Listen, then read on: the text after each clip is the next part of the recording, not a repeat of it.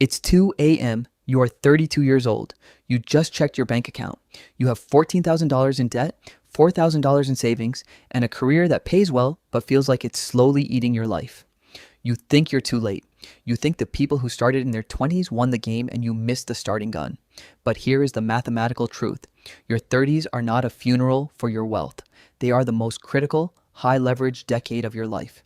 If you start building today, this is exactly what the next 15 years look like. You are 32. You make $75,000 a year. It feels like a lot of money until you realize 40% of Americans earning over $100,000 still live paycheck to paycheck. You are a victim of lifestyle creep. Your expenses grew exactly in step with your income. You are not safe, but you are not one bad month away from collapse. Yet, you decide to run the numbers. You look at the S&P 500, which has historically returned about 10.5% annually.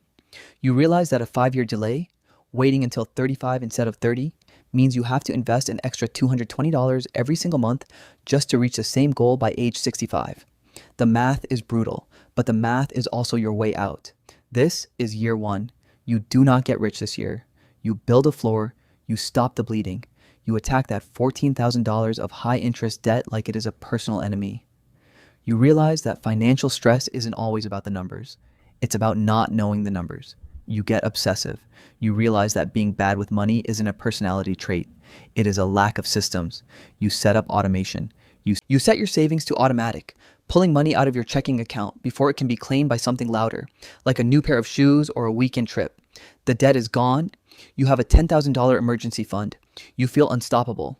You think the hard part is over, but life is about to test the foundation you just built. This is year 3. You are 35. Your income jumps to $95,000 because you realize that wealth isn't just about cutting coffee. It's about income leverage. You are in your prime earning years, which statistically peak between ages 45 and 54. You don't let the spending follow the income up the stairs. You send the entire raise, $20,000 a year, straight into a low-cost index fund.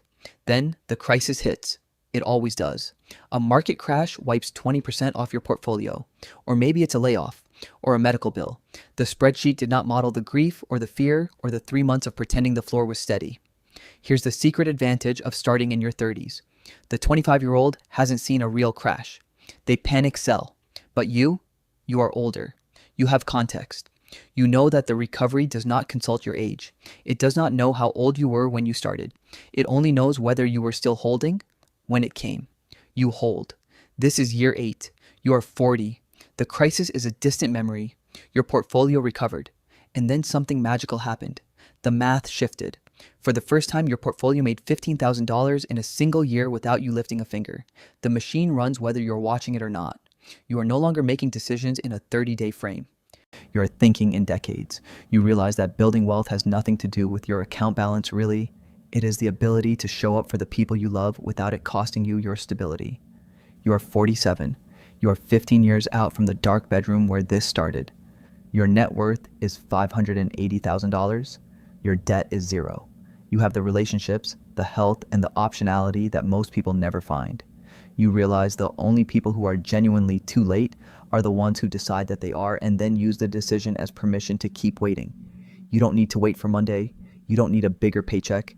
You just need to decide that the bleeding stops today. Open a high-yield savings account.